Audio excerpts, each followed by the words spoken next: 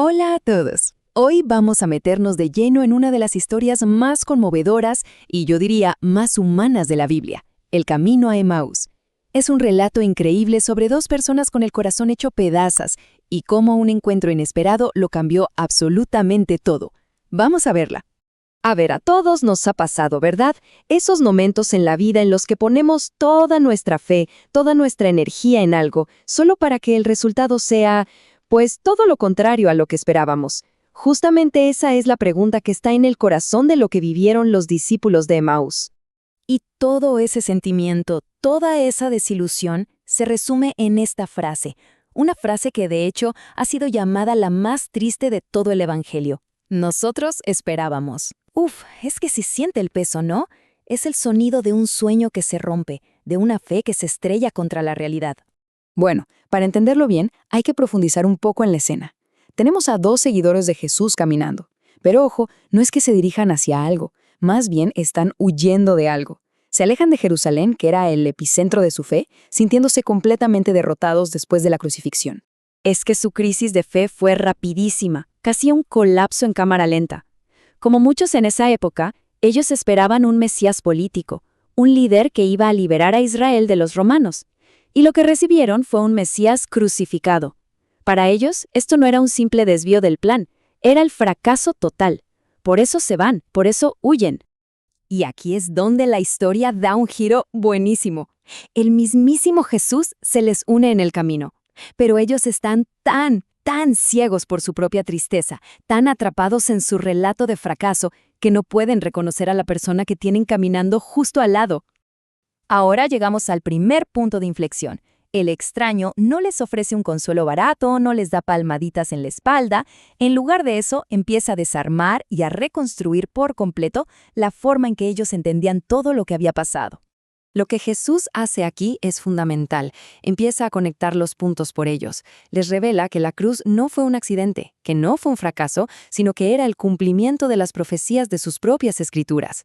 Les estaba dando la perspectiva completa, el marco que a ellos les faltaba para entender.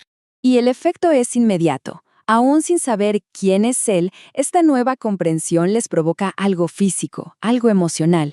Esa palabra de Dios, explicada con claridad, empieza como a derretir el hielo de su tristeza. Es la primera chispa de esperanza que sienten. Entonces, la historia pasa de las palabras a la acción. El clímax, el gran momento, no llega con más explicaciones, sino con un gesto simple, familiar, pero llenísimo de significado. Y aquí hay un detalle fascinante. La frase, partir el pan.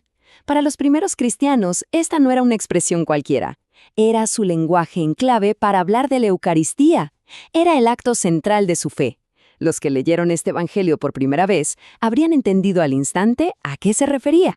Y en ese gesto tan familiar, tomar el pan, bendecirlo, partirlo y dárselo, ¡boom!, se les abren los ojos, lo reconocen. Pero en ese mismo instante, él desaparece. ¿Y por qué? Porque su presencia física ya no era necesaria. Ahora se manifestaba de una forma nueva, en ese pan partido. Este reconocimiento no los deja en un estado de contemplación pasiva. Todo lo contrario. Desata en ellos una energía y una urgencia explosivas. Su transformación es inmediata y se convierte en acción pura. Pensemos un poco en la situación. Están agotados física y emocionalmente. Han caminado kilómetros, ya es de noche. La decisión lógica y prudente sería descansar y volver por la mañana. Pero la fe no siempre sigue la lógica de la conveniencia. La alegría de este encuentro les da una fuerza completamente renovada.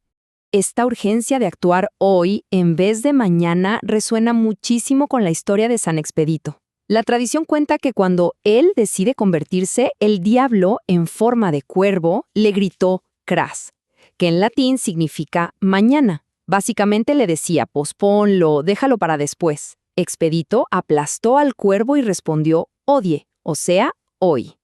De la misma forma, los discípulos aplastaron la idea del mañana y actuaron en el momento. Entonces, ¿cómo se traduce todo esto a nuestras vidas?